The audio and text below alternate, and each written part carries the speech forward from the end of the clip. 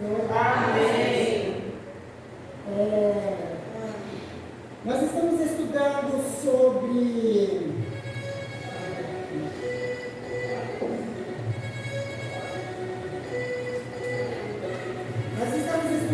sobre as 7 igrejas. Deus mandou João redigir 7 cartas a 7 igrejas. Cada uma tinha uma situação. Haviam situações diversas naquela época. Não era só um problema. Mas Deus escolheu a dedo aquelas igrejas, a situação daquelas igrejas. Por quê? Porque a igreja de Cristo passaria por situações semelhantes. Então, tudo o que Deus quer falar para a igreja já está tudo aqui no livro de Apocalipse.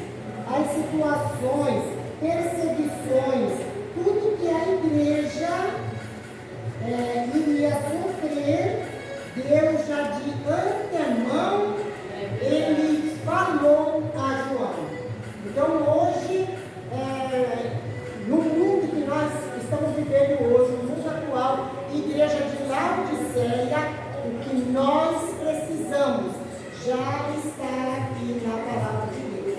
Amém? Amém. Nós estudamos até a igreja de Tiatira, né? Está faltando a igreja, está faltando 3 igrejas.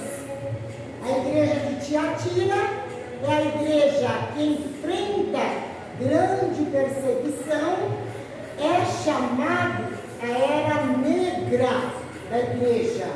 Para quem acompanha a história, ela está dentro da era média, da era medieval. Era a era que os padres mandavam, os papas mandavam. A igreja em si não tinha mais poder, já havia se misturado com a política, a igreja não tinha mais força. Foi quando, em 1517, Deus levanta, Deus chama um Martinho Lutero.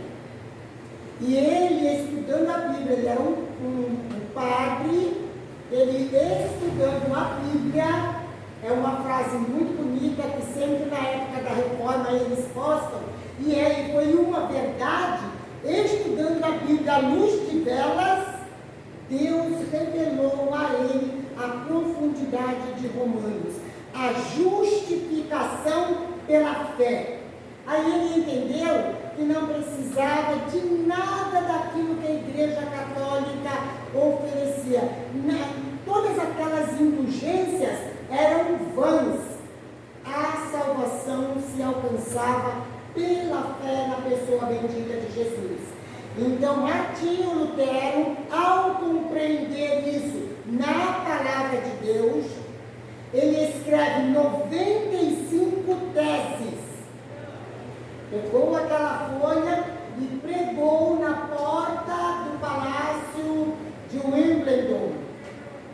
Ele não queria dividir a igreja, queridos.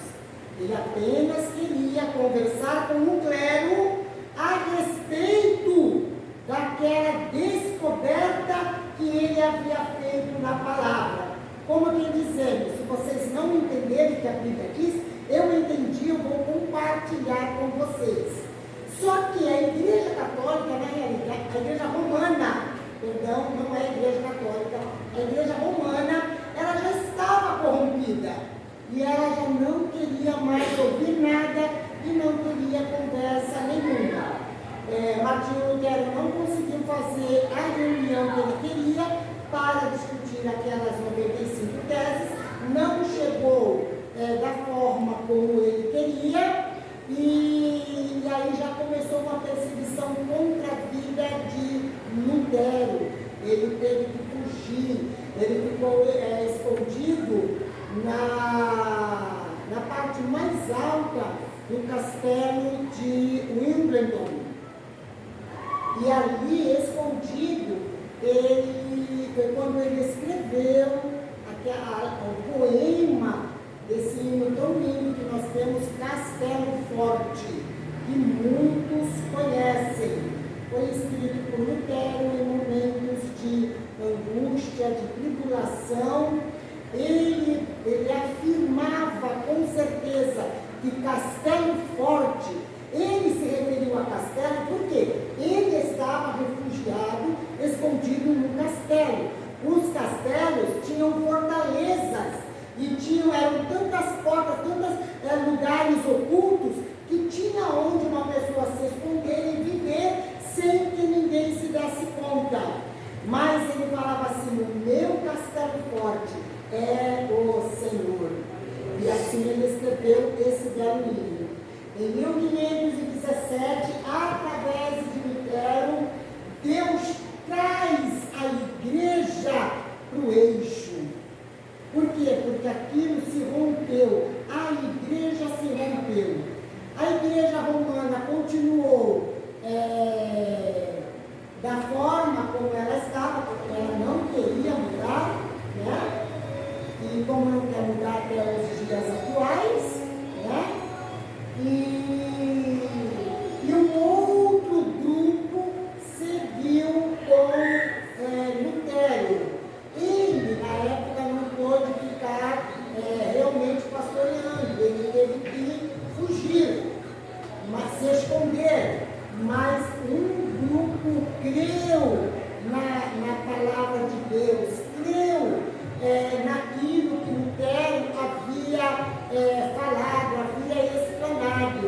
E aí, de novo, começou a caminhar a Igreja de Cristo. Naquela época luterana.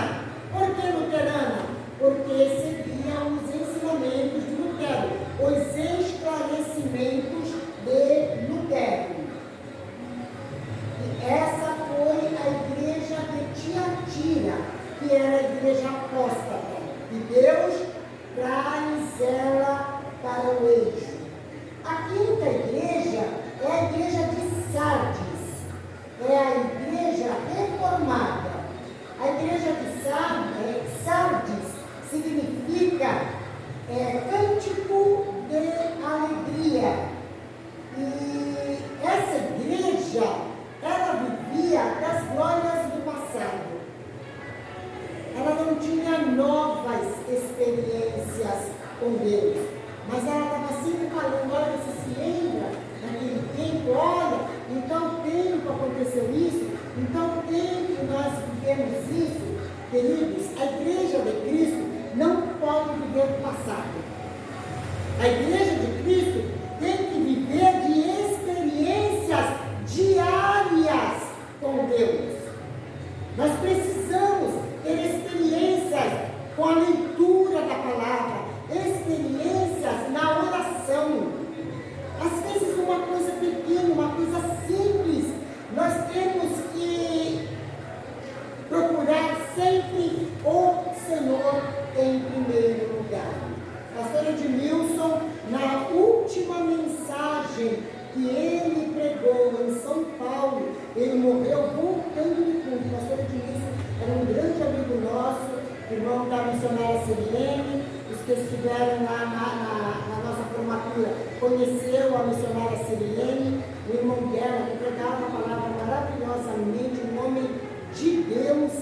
E na sua última mensagem ele dizia assim: a nossa primeira opção tem que ser Deus.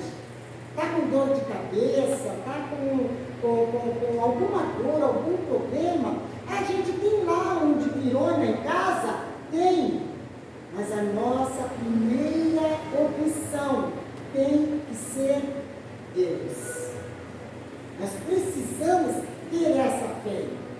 E um outro dia eu estava em casa, comemos algumas coisas a mais que não devíamos, né?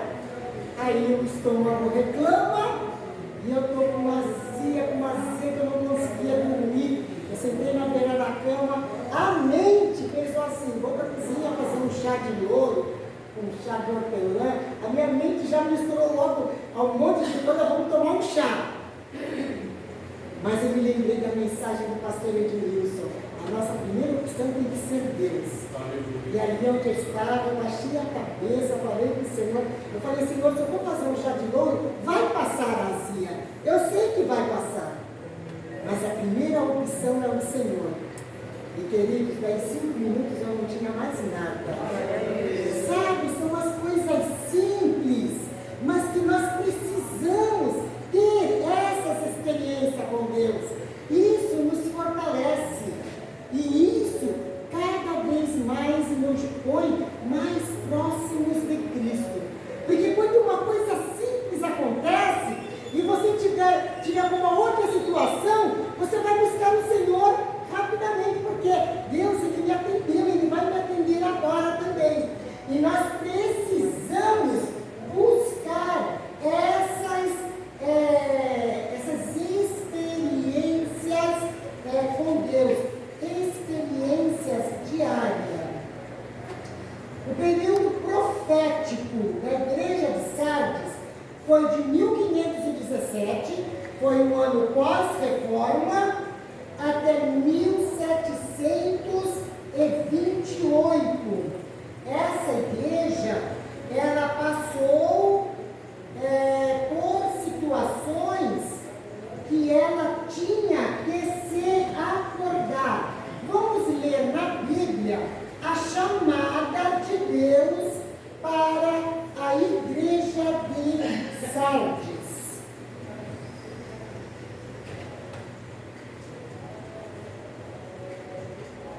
Capítulo 3, versículos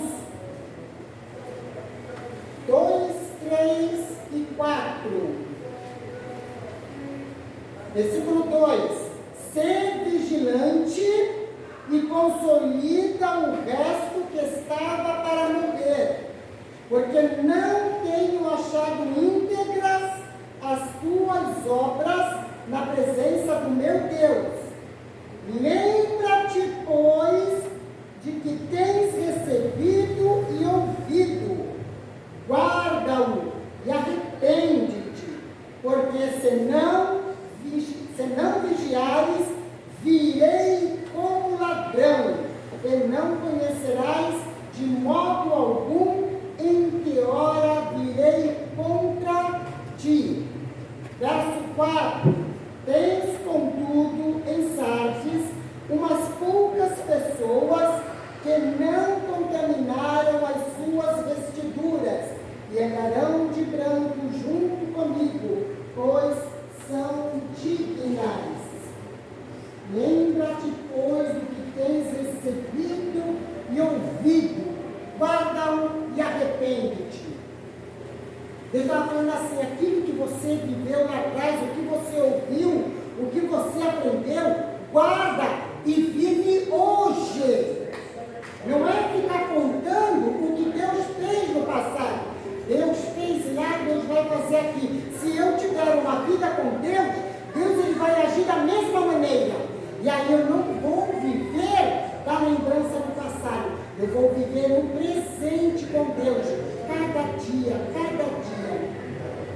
Às vezes, querido, pode parecer que eram repreensões leves, mas são alertas de Deus para a igreja. A igreja que viveu entre 1517 e 1798, eles precisavam se despertar. Por quê? Eles estavam vivendo ali do passado, de Lutero, de John Knox, dos pré-reformadores. Eles contavam, enchiam a boca para falar o que Deus tinha feito. Mas e eles? E as experiências deles? Aqui fala que alguns estarão de branco. Sempre, em todas as épocas da igreja, sempre teve os seus remanescentes. Nunca a igreja se perdeu por completo. Sempre tem os remanescentes. Nós vamos encontrar Elias numa das crises que ele teve depois de Jezabel ameaçar a vida dele.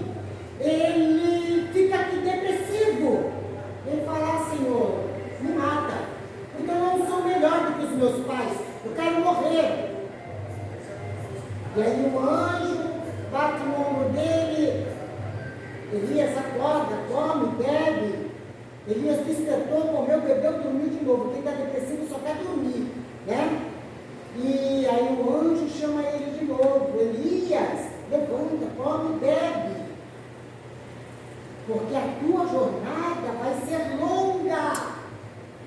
E Elias comeu, bebeu, e com aquela comida ele andou 40 dias. Aquela comida fortaleceu ele 40 dias. E aí ele entra numa caverna. E dentre outras coisas, quando Deus fala com Elias, ele fala: Elias, o que tu está fazendo aqui? Passou vento, passou tempestade. E aí ele fala com Deus, fala com ele, ele ouve: Elias, o que tu está fazendo aqui? Ah, Senhor, é porque todo mundo desistiu de ti, todo mundo te abandonou, só ficou eu. Para Elias, só tinha ele. Só tinha ele. Por isso ele se desanimou. Ele falou: ah, dá-me a morte. Só está eu sozinho agora?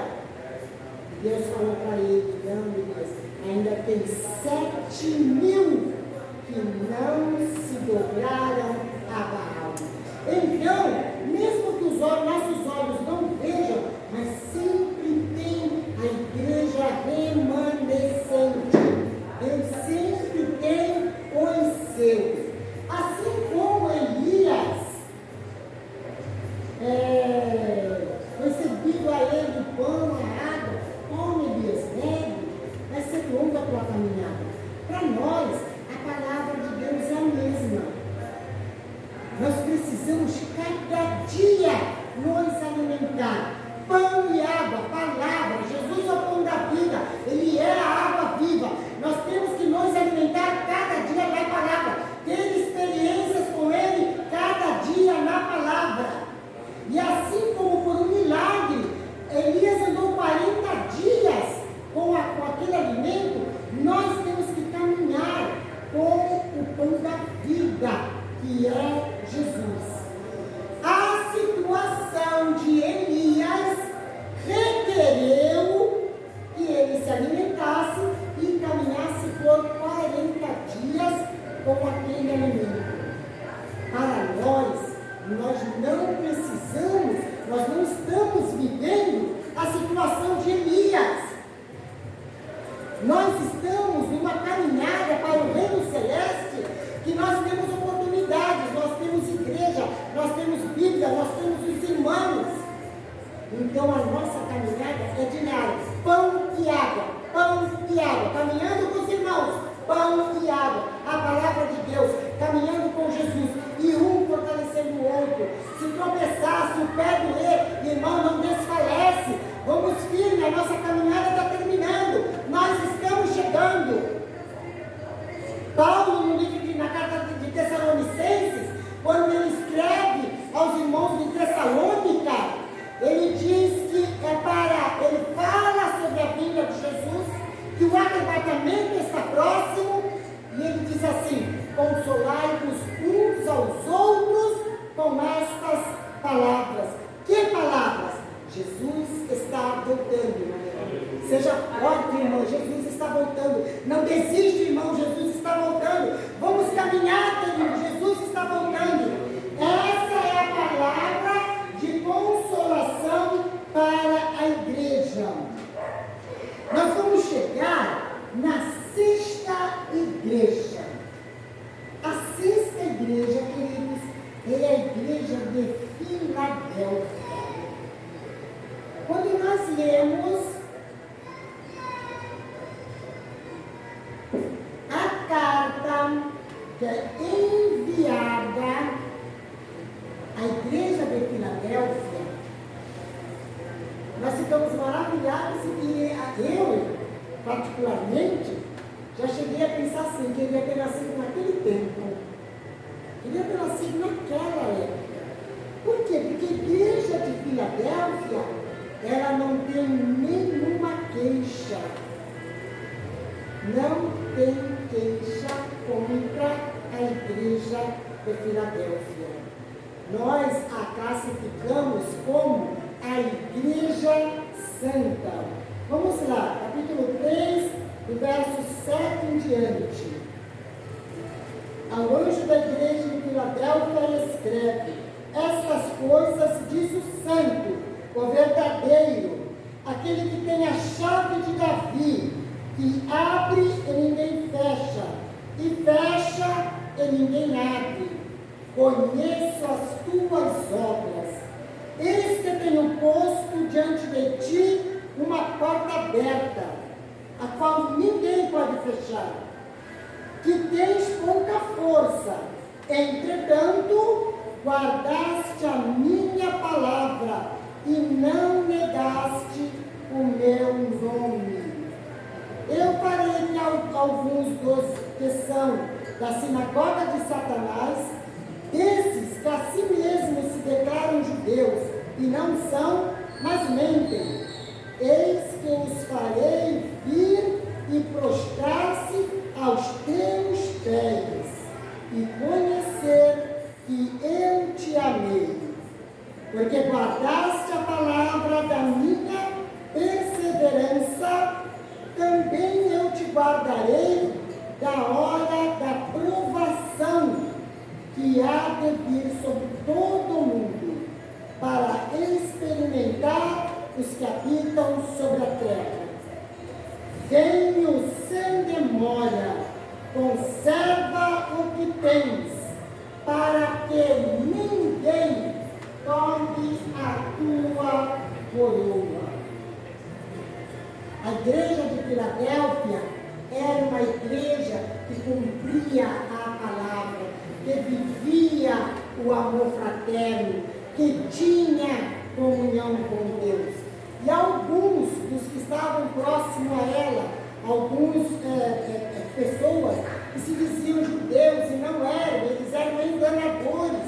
Deus fala que vai trazer até os seus pés, e eles vão reconhecer que Deus é com eles, com aquela igreja. Uma igreja que nunca fracassou na fé, nunca abriu mão da sua fé. Deus começa falando que ele tem a chave de Davi, que abre e ninguém fecha, e fecha e ninguém abre. Ele fala que tem posto uma porta diante daquela igreja, que ninguém pode fechar. E diz para ela: tem pouca força, olha, vocês são fraquinhos, eu estou vendo, mas vocês são perseverantes. Vocês vão chegar lá, mesmo fraquinhos. Deus, ele olha para o ser humano e ele sabe a capacidade, ele sabe até onde o ser humano aguenta. Paulo vai falar na carta aos Coríntios que não veio sobre vós tentação senão humana, mas com a tentação veio também o escape, para que a possamos suportar.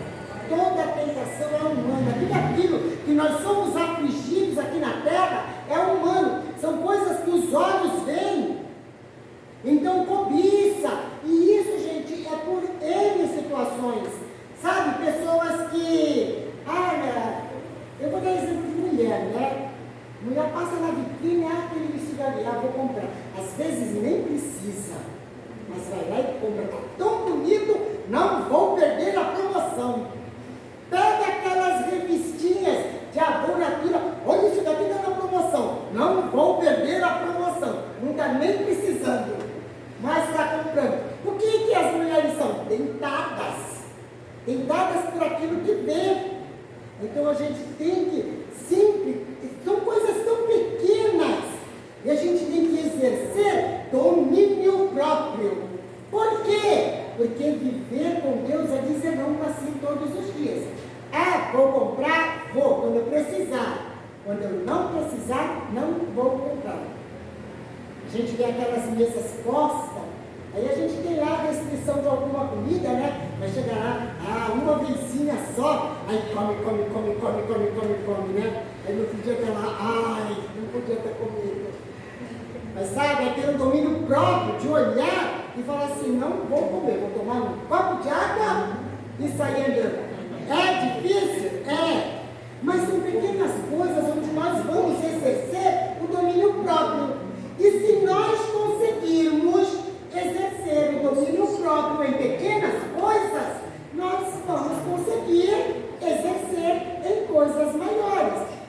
nós precisamos colocar isso em prática diária. Isso é para edificar a nossa vida cristã, é para fazer crescer a nossa vida cristã. E a história do povo de Israel no deserto nos traz muitas lições. Aqueles 40 anos que o povo de Israel passou no deserto, 40 na Bíblia, ele significa tempo de provação. Nós vamos encontrar alguns 40 na Bíblia. 40 dias Moisés ficou no monte, e quando ele foi para o monte, queridos, ele não comeu e não bebeu, era tempo de provação para Moisés. Ele não comeu, não bebeu, não vacuou, não urinou, as funções dele pararam diante de Deus, de um Deus soberano, de um Deus santo, que não podia ver sujeira. Deus o manteve saudável. E ali uns 40 dias, conversando com ele, trazendo grandes revelações para Moisés. Era um tempo de provação para Moisés. Porque quando ele desceu do monte, ele desceu com o estômago colado nas costas. 40 anos foram a trajetória do povo de Israel no deserto. Tempo de provação. Deserto fala de provação. Fala de experiências com Deus? Fala, mas fala de provação. Elias caminhou por 40 dias, só com um bocado de pão e de água. Era tempo de provação. Jesus, 40 dias tentado no deserto, dias de provação. 40 na Bíblia fala acerca de provação. O povo de Israel caminhou 40 anos no deserto. Eles eram escravos no Egito? Eram. Mas eles tinham o que eles queriam. Uma diversidade de comida, a água não faltava hora nenhuma, eles trocavam de roupa mais de uma peça. Eles viviam. Trabalhavam pesado, mas eles viviam. No deserto, eles não passavam por aquelas tribulações de escravatura. Mas a Bíblia diz que eles caminharam 40 anos com a mesma roupa. E ela não envelheceu. Caminhou 40 anos com o mesmo calçado. Todo dia andando. A sandália não se gastou. O alimento, quando eles chegaram no deserto, era o quê? Eles saíram com as formas com pães do Egito. Isso foi o alimento que eles foram comendo no caminho. Mas quando eles chegaram do outro lado, agora o pão acabou. Vai comer o quê? E aí Deus começa a mandar o maná. 40 anos eles comeram maná, gente. Maná é pão do céu, é pão dos anjos.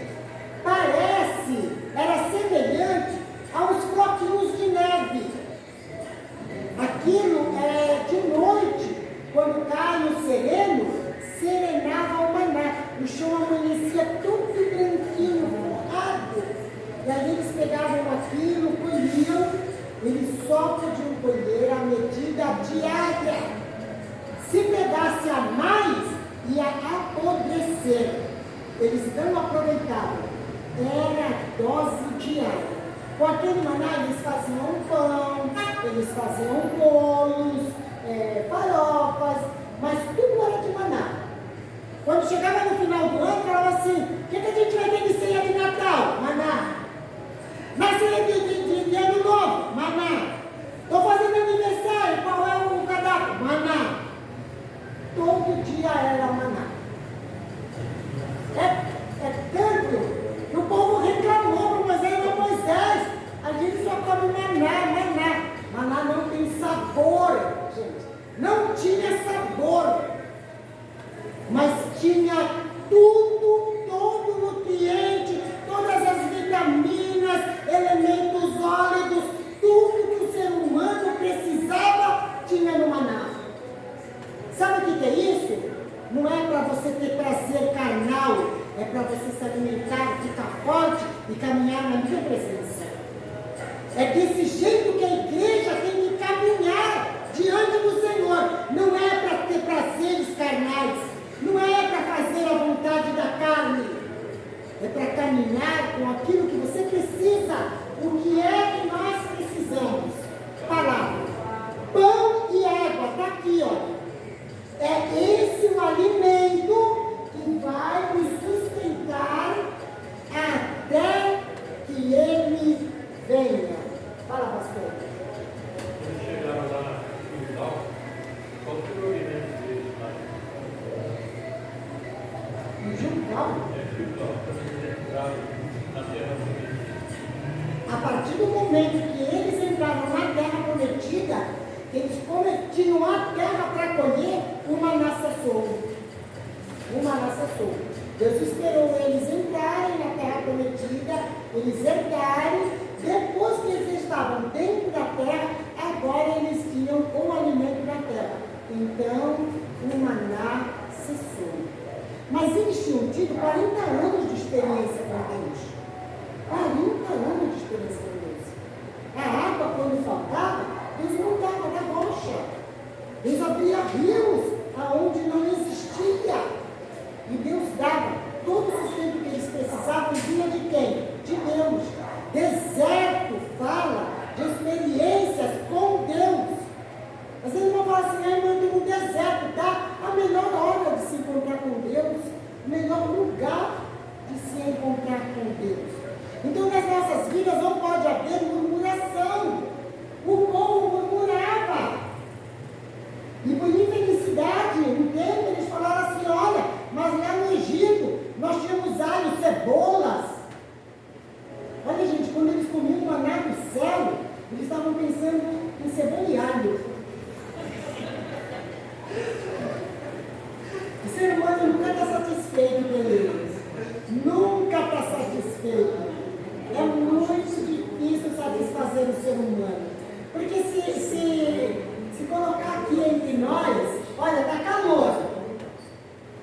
Aí eu chego aqui morrendo de calor, senta ali, irmã ali no ventilador. A irmã fala assim, meu filho, eu estou tossindo, eu não posso. Aí não liga para satisfazer a irmã, mas me deixou insatisfeita. Se ligar para me satisfazer, torna a irmã insatisfeita. Isso é algo simples que eu estou falando. Mas como essas, acontecem inúmeras coisas. Que a gente às vezes agrada um, mas acaba desagradando o outro. Não somos perfeitos, mas é desse jeito. O que Deus falou para aquela igreja? Eu sei que vocês são fracos. Eu sei, eu conheço a estrutura de vocês, mas vocês permanecem na minha presença. Então é assim, olha, eu vou para a igreja, posso ser que uma irmã gripada com tosse, com alergia, então eu já vou levar meu lequinho. Já vou sair de casa com o meu lequinho. Nós temos que fazer por onde conviver com todos, sem se magoar, sem se machucar e sem ficar sentido. Porque nós conhecemos Deus e Deus nos prometeu que isso tudo aqui é passageiro. Isso tudo é rápido. Ainda mais nos dias que nós estamos vivendo. Não é mais tempo da gente se aborrecer com fuinha. Mas a igreja de Cristo tem que se unir, tem que se juntar. Não somos perfeitos, nós vamos ficar olhando um para o outro e vamos ver os defeitos. Vocês me veem uma vez por semana. Mas se tivesse me vendo dentro da minha casa, eu descobri que eu tenho defeitos. Eu descobri que eu tenho defeitos. Por quê? Porque ninguém é perfeito. Mas nós temos que conviver. Nós temos que conviver. E é sempre com a ajuda de Deus e do Espírito Santo.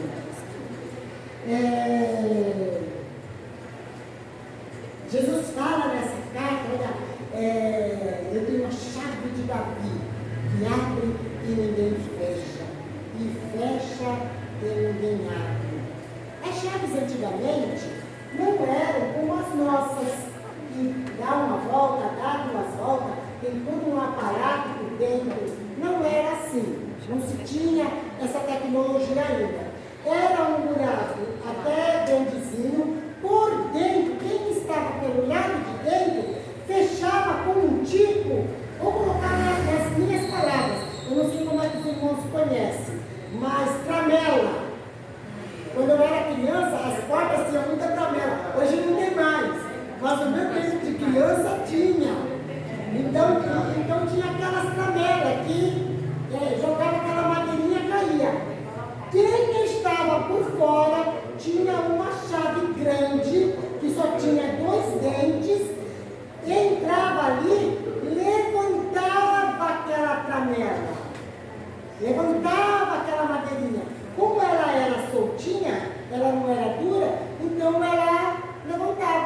Então quem estava fora entrava. Entrou por dentro, baixou a tramela, a porta está fechada. Por que Deus fala da chave? Primeiro, chave fala de autoridade. Chave fala de poder. Nos tempos dos reis de Israel, nós vamos encontrar isso em Isaías 22, que fala... como é o nome dos dois personagens? Espera aí, gente. Eu esqueci o nome desses dois personagens.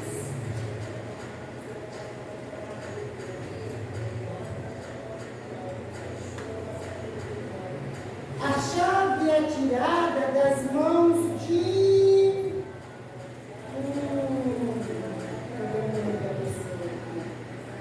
Ela é entregue a Eliaquim. É tirada de Sebna. Sebna era um mordomo da casa de Davi, do palácio. Então, ele carregava a chave. Quem precisava da chave tinha que ir até Sebna. Eles tinham umas faixas que eles jogavam nos ombros e a chave era guardada ali. A pessoa não podia se apartar da chave. Por quê? Qualquer hora que precisasse da chave, não é assim, peraí que eu vou pegar que está lá na gaveta. Não, ele tinha que andar com a chave. A chave andava sobre os seus ombros. E Sebna foi encontrado infiel, então a chave foi tirada dele e entregue a Eliaquim, que era filho do sacerdote, era de família sacerdotal. Eliaquim agora era o responsável pela chave da casa de Davi. Aí nós chegamos lá em Apocalipse 3, quando Deus escreve a esta igreja, e ele diz: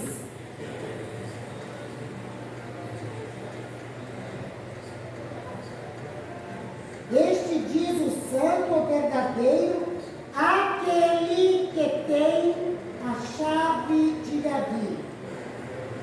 Aquele que tem a chave de Davi. Jesus, ele é o nosso sumo sacerdote. Todo esse ensinamento está no livro de Hebreus. Ele nasceu sendo literalmente herdeiro do trono de Davi. Ele é da linhagem real de Davi. Não é que é só da linhagem de Davi, ele é da linhagem real. José, se tivesse em tempo de reis, José, pai dele, teria direito ao trono. Se o pai dele tinha direito ao trono, ele também tinha direito ao trono. Como o filho mais velho, como herdeiro, seria o herdeiro do trono. Não se contava nada na época que Jesus nasceu, porque eles já estavam debaixo do quarto império. Eles não tinham poder, eles não eram uma nação com governantes. Então, para eles, a essa altura tanto fazia quem fosse herdeiro do trono e quem não fosse.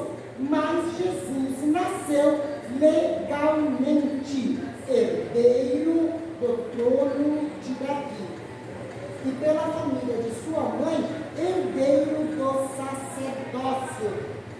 Herdeiro do sacerdócio. Então, lá em Hebreus, vai apresentar Jesus como sumo sacerdote, nosso sumo sacerdote. E como rei dos reis, rei de todos, não só dos judeus. Por quê? Porque ele é o nosso rei. Não é porque alguém o elegeu, mas é porque ele é rei desde a eternidade, desde sempre. Ele é o nosso rei.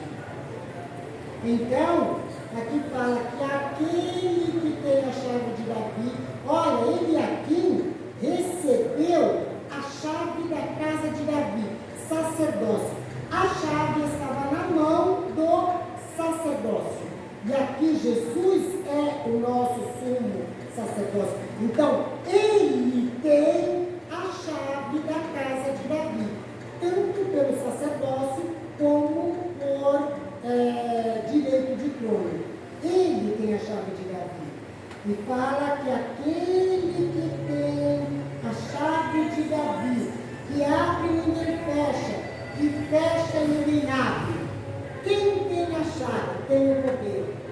E ele fala assim para a igreja de Filadélfia: eis que ponho diante de ti uma porta aberta, que ninguém pode fechar.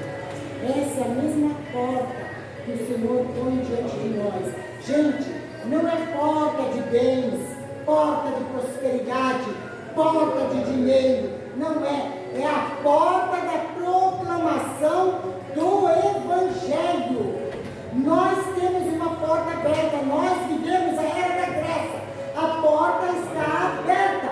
Nós precisamos atravessar as portas.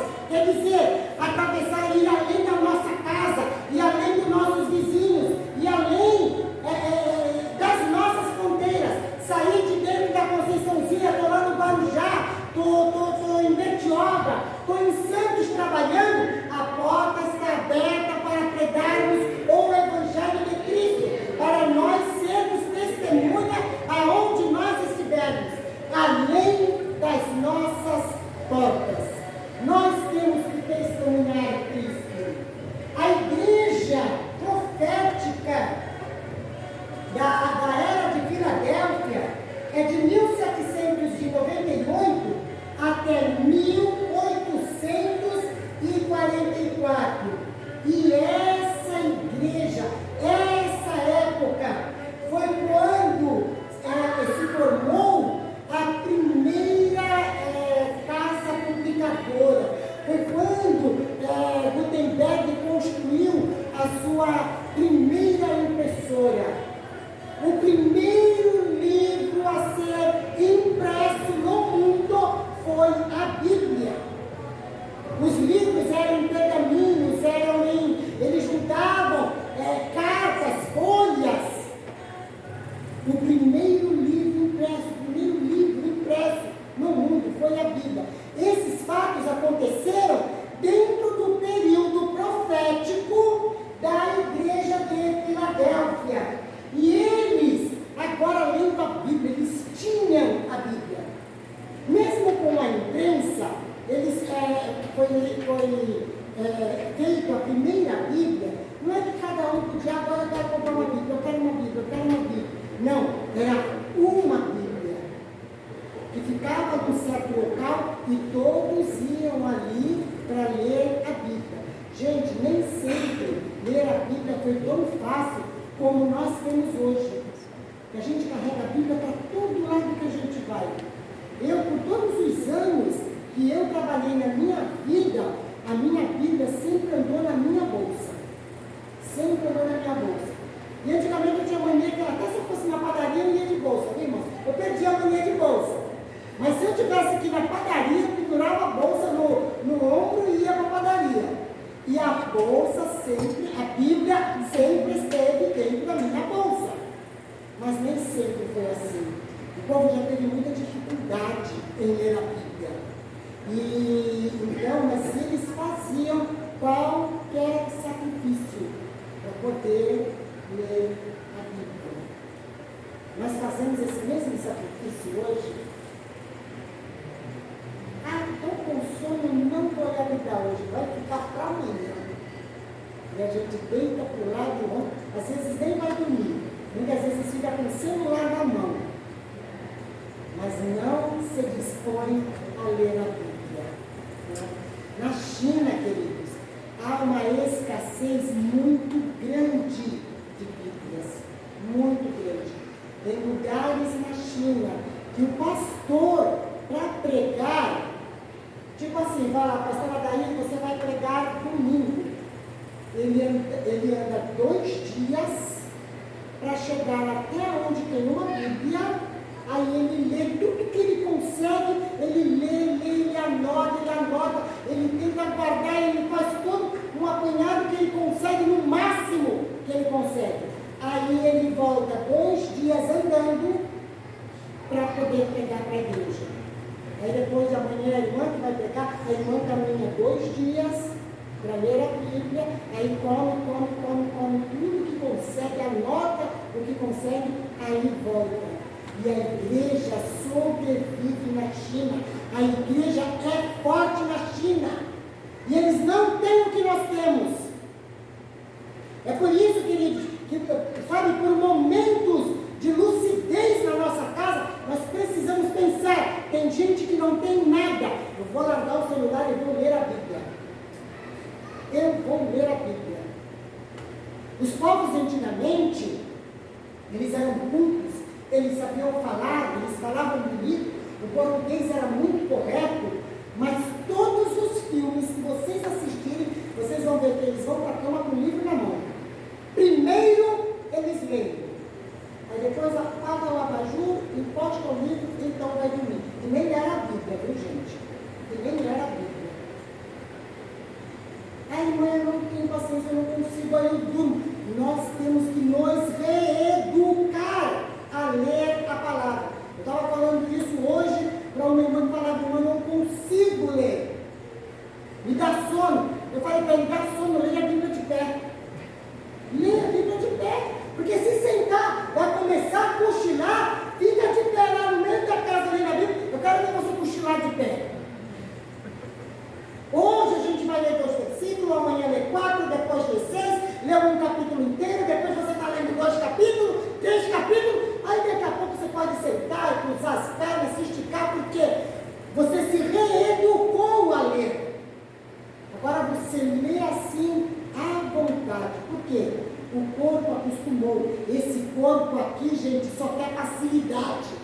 E só quer as coisas da carne no mundo. Nós temos que educar o nosso corpo na palavra de Deus, com a palavra de Deus. Para quê? Para viver para Deus. Por quê? Porque Jesus está voltando. E Ele vai voltar para aqueles que conhecem Ele. Nós só podemos conhecer Deus na palavra. Eu não posso me alimentar só do que eu ouço. É muito gostoso para vocês estarem aqui, estarem me ouvindo, né? Eu acredito que vocês gostam, toda quarta-feira vocês estão aqui. Mas, só um momento, pastor. Mas se vocês estão aqui toda quarta-feira para me ouvir, é legal, é gostoso, eu dou informação, vocês aprendem. Mas vocês têm que ser bereanos. Quando chegar em casa, peraí, vou ler o capítulo 2 de Apocalipse, o capítulo 3, o capítulo 4, porque a irmã Miriam falou dele hoje. Agora eu quero ver na Bíblia, na palavra, para ver se é isso mesmo o que a irmã Miriam falou. Vocês têm que ser bereanos, Bíblia na mão, sempre lendo a palavra. Amém? Como pode uma pessoa dizer que ama Jesus e não amar a palavra, e não amar, não ter o desejo de orar? Como é que pode servir a Jesus de longe, como Pedro, né? Sacou guardando na época, né? Mas não é dessa forma que Jesus nos quer, né? Precisamos, igreja de Filadélfia. A igreja de Filadélfia era a igreja santa. Eles acreditavam que Jesus ia voltar na época deles. Então eles corriam para pregar o Evangelho. Foi uma época que se mandou missionários para todos os lugares. A época que a Birmânia foi conquistada, a Índia foi conquistada com o Evangelho. Foi na época da igreja de Filadélfia. Essa igreja, ela, na Bíblia, ela é tida como a igreja santa. E a igreja de Filadélfia, ela fez um mover muito grande de missionários, de proclamação da palavra. Agora eles tinham a Bíblia. Isso tudo dentro de uma igreja santa. Essa época passou. Ela foi até 1844. E a partir de 1844, entrou a igreja de Laodiceia. É a nossa época. É de 1844 até o fim dos tempos, até o arrebatamento. ceia. Mas quando nós pegamos a Bíblia e nós vamos ler o que Deus falou para a igreja de Laodiceia, Apocalipse 3, versículo 14. Ao anjo da igreja em Laodiceia escreve: estas coisas diz o Amém, a testemunha fiel e verdadeira, o princípio da criação de Deus. Conheço as tuas obras, que nem és frio e nem quente. Quem dera fosses frio ou quente. Assim, porque és morno, não és quente e nem frio, estou a ponto de vomitar-te da minha boca. Pois dizes: estou rico e abastado, e não preciso de coisa alguma. E nem sabes que tu és infeliz, sim, miserável, pobre, cego e nu. Aconselho-te que de mim compres ouro refinado pelo fogo, para te enriqueceres, vestiduras brancas para te vestires, a fim de que não seja manifesta a vergonha da tua nudez, e colírio para ungires os olhos, a fim de que vejas. Eu repreendo e disciplino a todos quantos amo. Sê, pois, zeloso e arrepende-te. Eis que estou à porta e bato. Se alguém ouvir a minha voz e abrir a porta, entrarei em sua casa e cearei com ele e ele comigo. Esse último versículo, versículo 20, a gente gosta muito de ler esse versículo para pregar para não crente, né? Mas quando essa palavra foi dita, não foi para descrentes, foi para uma igreja.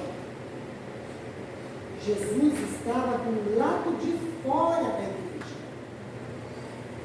Dentro da igreja acontecia de tudo, menos uma vida cristã com Deus. Jesus está do lado de fora. E ele fala assim: olha, eis que eu estou à porta e bato.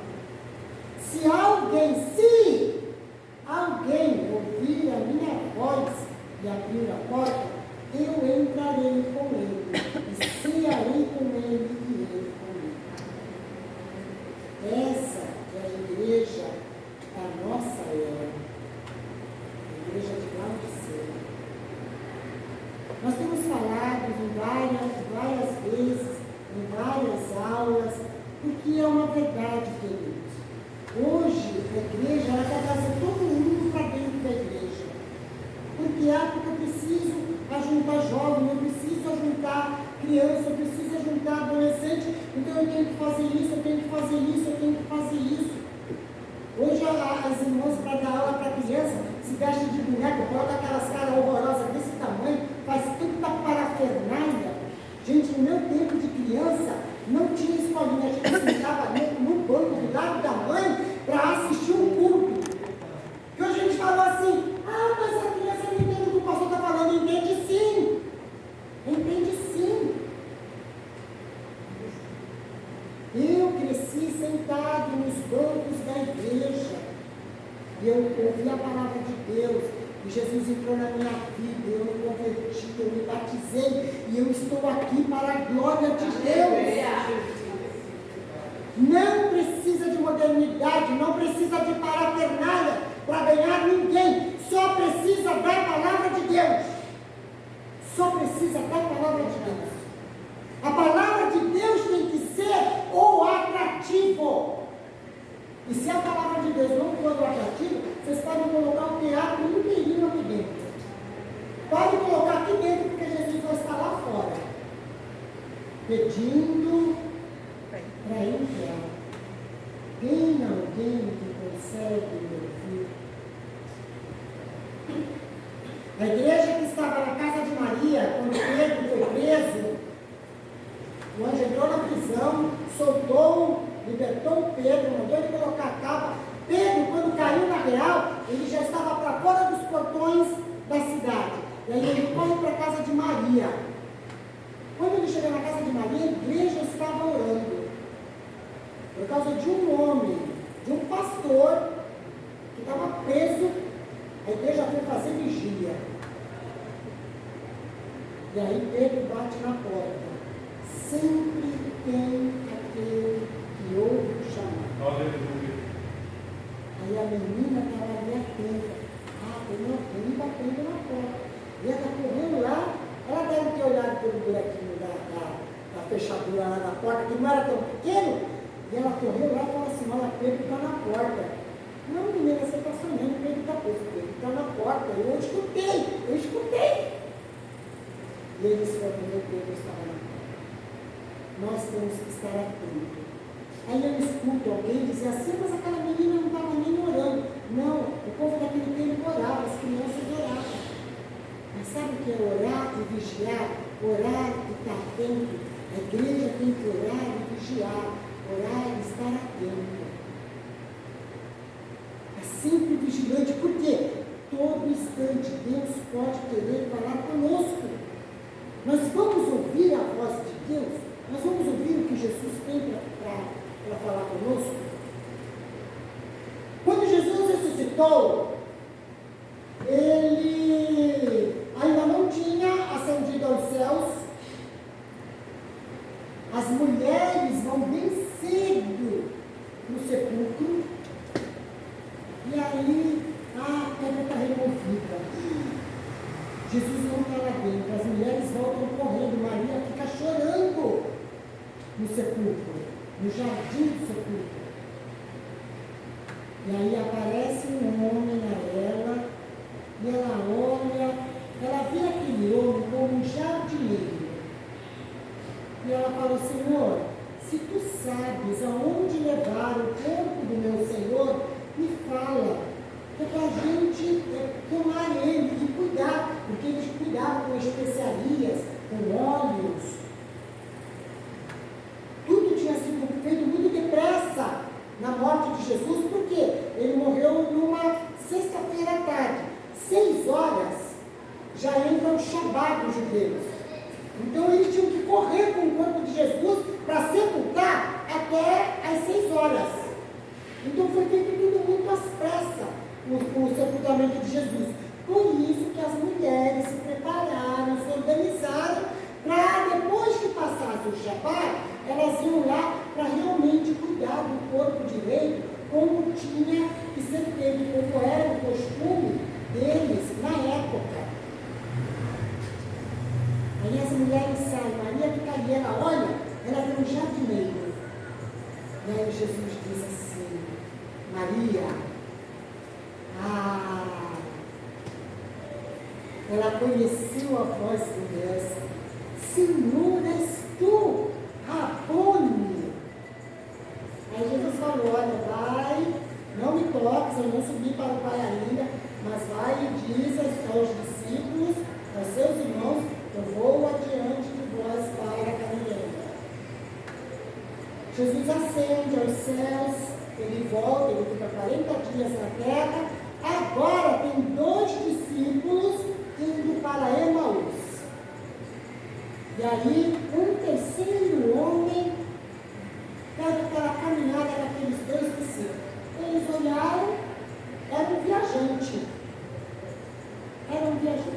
E eles foram conversando. E Jesus começou a perguntar: mas o que você está falando? Mas você não viu os últimos acontecimentos? As últimas notícias, você não sabe do que aconteceu? Aconteceu assim.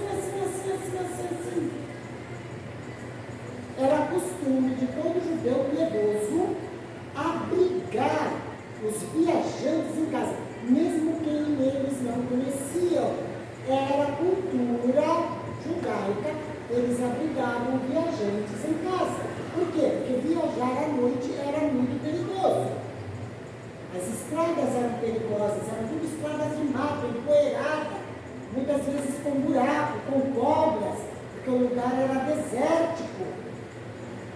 Então era perigoso viajar à noite. Então eles hospedavam em suas casas. E Jesus está caminhando com os 2 discípulos, falando de assuntos atuais. E Jesus fez que ia continuar no caminho. Aqueles discípulos iam entrar na cidade. Aí ele falou: fica conosco, Senhor. Eles não sabiam que era Jesus, era um viajante. Ó, fica conosco, Senhor. Passa a noite conosco, amanhã você segue a viagem. Jesus aceita o convite, entra na casa. E na mesa, na hora do partir do pão, eles reconheceram que era Jesus. Mas eles estavam falando no caminho das coisas de Deus. Eles cumpriram a hospitalidade e serviram o pão. Eles não sabiam que era Jesus. E aí Jesus se apresenta a eles. Uma mulher, o que tem isso a ver com a nossa conversa? Jesus se apresenta a nós de muitas formas, de muitas maneiras. Nós vamos conseguir ouvir o que Deus está falando. Nós vamos atentar para cuidar de vidas, cuidar de pessoas, dar uma palavra que necessite cuidar. Maria estava ali querendo cuidar de um corpo, cuidar de uma vida. Nós estamos prontos para cuidar de vidas? Estamos atentos para ouvir a voz de Deus? Olha, Jesus na porta da igreja. Eis que estou à porta e bato. Eu estou do lado de fora, gente. Estou batendo.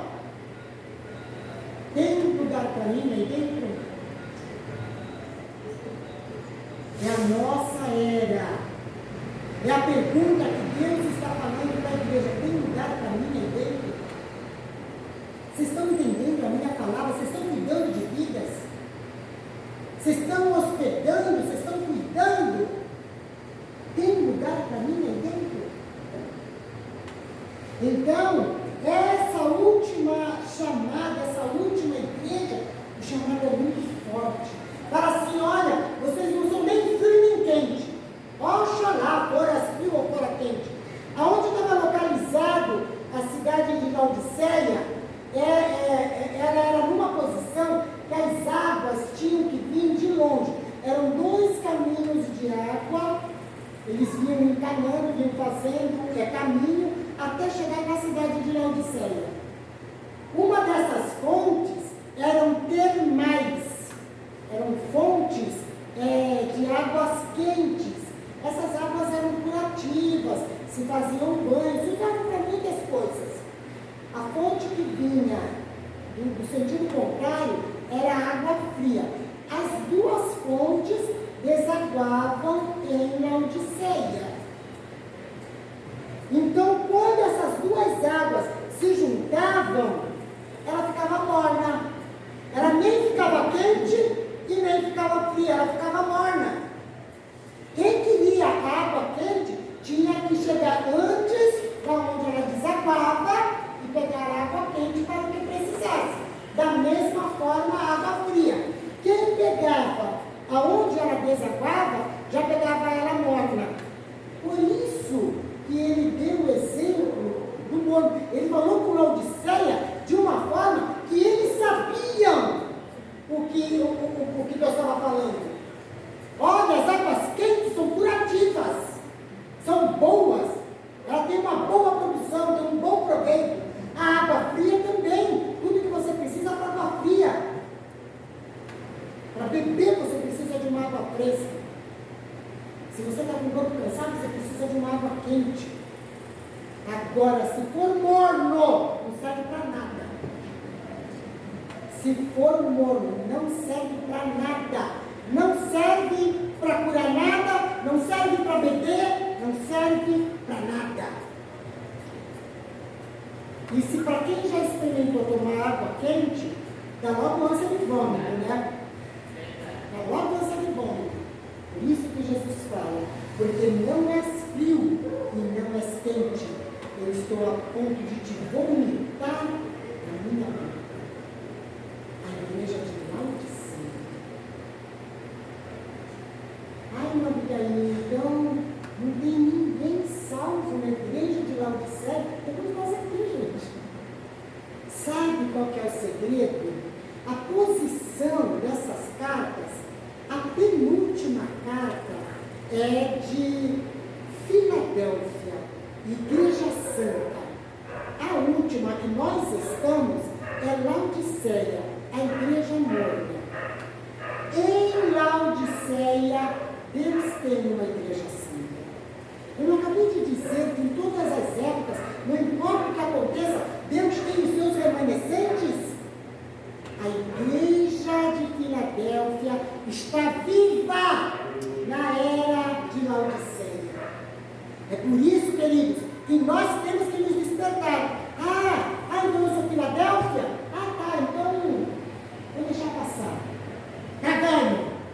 Já estou dentro. Então não. Tem que batalhar cada dia. Porque nenhum crente fiel.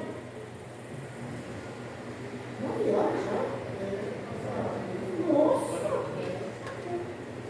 Comecei a falar agora. Nenhum crente fiel fica à vontade no mundo. Não fica. Porque quando erramos, quando pecamos, o Espírito Santo incomoda na hora. E a hora que a gente fala, a gente se prostra, Senhor, não devia ter dito isso, não devia ter pensado nisso, não devia ter ouvido isso, Senhor, tem misericórdia de mim, Senhor, me purifica, Senhor, me cobre no teu sangue. A verdadeira igreja não se acomoda no mundo, não fica morno. Deixa eu correr como tal, não estou nem aí. Não. Quem fizer isso, queridos, é porque não está salvo na pessoa bendita de Jesus. Aí ele precisa ouvir Jesus chamando, tem que estar lá de fora, está lá do lado de fora da igreja. A verdadeira igreja, ela está atento à palavra de Deus, atento ao chamado de Deus, atento para as vidas. O que a igreja de Filadélfia fazia? Ela ia além das suas portas, ela proclamava, ela anunciava. Quando eu anuncio algo, é porque eu estou feliz. Se eu estou feliz com o meu Senhor, eu tenho que anunciar o meu Senhor lá fora. Se eu estou feliz caminhando para o céu, eu preciso mostrar o caminho do céu para aqueles que estão perto de mim. Por quê? Porque eu não quero ir sozinho para o céu. Eu quero que todos vão para o céu comigo. A verdadeira igreja, ela é esperta, ela é viva. Ela é viva. A igreja de Filadélfia não mediu esforços para evangelizar o mundo. Eles eram pobres, eles não tinham, mas tudo que tinham, eles entregavam para a obra. Não, eu vou ter que dar todo o meu dinheiro para a obra? Não. Mas abençoe vidas com aquilo que você tem. Abençoe vida. Mas eu tenho bem pouquinho. Mas olha, nós já falamos isso de outras vezes. R$5 que você dá para a missão, R$5 não vai fazer falta. É uma vez por mês no culto missionário. Dá R$5 para missões. Porque o teu R$5 vai juntar com o teu. E quando a conta chegar lá, a conta está grande. A conta está grande. Igreja de Filadélfia, eu sei que vocês são pobres. Mas vocês são fortes. Nós temos que ser fortes. Nós temos que não olhar para o mundo, fechar os olhos para o mundo e viver intensamente. Senhor, eu quero viver Laodiceia todo dia, Filadélfia todo dia. Senhor, eu quero ser Filadélfia. Senhor, me ajuda a ser Filadélfia. Porque na era de Laodiceia, nossa era, tem uma igreja de Filadélfia, que é essa igreja que vai ser arrebatada. O restante de Laodiceia vai ficar aqui na terra, mas a igreja de Filadélfia, ela sobe, ela é arrebatada às alturas. 7 cartas que ficaram escritas, porque são 7 eras da igreja e nós temos o prazer de viver a última guerra e sermos alertados pela palavra de Deus para nós continuarmos sendo santos, para sermos arrebatados, para irmos ao encontro do Senhor. E enquanto estamos aqui, queridos, vamos anunciar, vamos falar das grandezas de Deus, que é para se salvar a nós e aqueles que estão à nossa volta. Amém, queridos? Semana que vem a gente entra no capítulo 4 de Apocalipse. A igreja, no Apocalipse, a igreja encerra o seu papel no capítulo 3. No capítulo 3 de Apocalipse, a igreja é arrebatada. Tudo que nós vamos aprender a partir da semana que vem é o que vai acontecer na terra. Porque no capítulo 3 a igreja é arrebatada. Aí a partir da semana que vem a gente vai estudar o restante do Apocalipse e vai descobrir tudo o que vai se passar aqui. Nós precisamos aprender para passar essa mensagem adiante. Passe adiante, diga para o seu vizinho, diga para o seu amigo, diga para o seu parente, que quem ficar aqui vai ser muito triste, porque vai acontecer muitas coisas. Nós vamos ver no decorrer do estudo. Então eles precisam se atentar para aceitar Cristo hoje, para poder subir juntamente com a igreja. Amém, igreja? Amém.